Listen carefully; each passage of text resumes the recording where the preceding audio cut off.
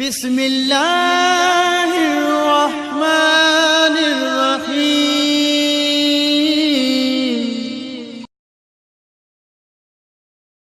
أعوذ بالله من الشيطان الرجيم بسم الله الرحمن الرحيم الحمد لله رب العالمين وصلى الله على محمد وأهل بيته الطيبين الطاهرين المعصومين ولعنة الله على أعدائهم أجمعين أما بعد قال الله تبارك وتعالى في محكم كتابه المتين وهو أصدق القائلين وقوله الحق بسم الله الرحمن الرحيم هن لباس لكم وأنتم لباس لهن नाज़रीन किराम सामिन मोहतरम सलाम अलैकुम व रहमतुल्लाहि व बरकातुहू। नाज़रीन किराम अॼु असां हुकूक ज़ौजैन जे मौज़ू ते सती निशस्त में तव्हां सां मुखातब आहियूं ऐं बयानु कंदासीं त शादी न करण जा नुक़सानात छा आहिनि। शादी हिकु फितरी अमल आहे ऐं इंसान जीअं पंहिंजी लाइफ में खाधे पाणी ऐं ऑक्सीजन जो मुहताज हूंदो आहे अहिड़ी तरह इंसान हिकु लाइफ पार्टनर जो मुहताज आहे। इरशाद रब्बुल इज़्ज़त थी रहियो आहे सूरत बकरा आयत नंबर 223 में निसाउकुम हर्सुल लकुम तव्हांजो घरवारियूं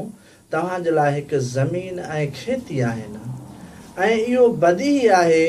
त ज़मीन सरसब्ज़ थींदी आहे पाणी जे ज़रिए सां ऐं अगरि पाणी ज़मीन खे न मिले त उहा ज़मीन सरसब्ज़ नाहे रहंदी ऐं उहा ज़मीन ख़राब कलराठी बंजर ऐं बेक़ीमत थी वेंदी आहे। ऐं नाज़रीन हर शइ जी मौसम हूंदी आहे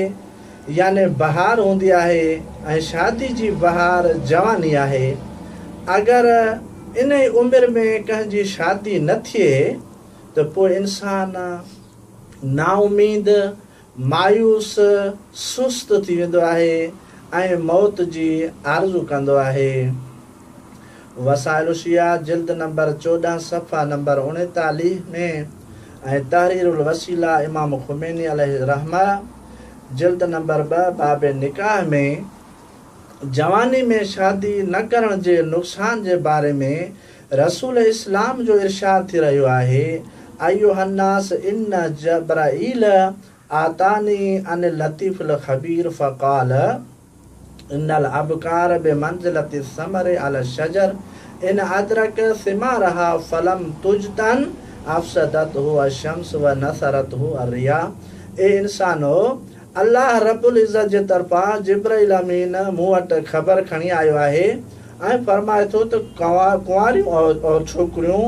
ईअं आहिनि जीअं वण में मेवे जी मिसाल ऐं मेवे खे पकण खां पोइ उन खे न कटियो वञे त उन खे सूरज जी तपिश ऐं हवा उन खे ख़राब करे छॾींदी आहे। व कज़ालिकल अबकार इज़ा अदरकना मा तुदरकुन निसाउ फलैस लहुन दवाउन इल्लल बुऊलतो व इल्ला लम युमन अलैहिन अल फसादु लिअन्नहुन बशरुन। नाज़रीन अहिड़ी तरह रसूल फरमाइनि था त हिकु बालिग कुंवारी छोकिरी उन जी हिफ़ाज़त जो हिकु ई रस्तो आहे उहो आहे शादी ऐं अगरि उहा शादी न करे त महफ़ूज़ नथी रही सघे छो जो उहा बि हिकु इंसान आहे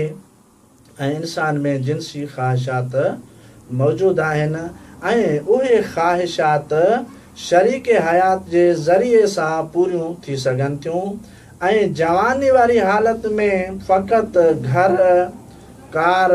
या पैसो उन मुश्किल खे हल नथो करे सघे। नाज़रीन शादी न करण जो वॾो नुक़सानु आहे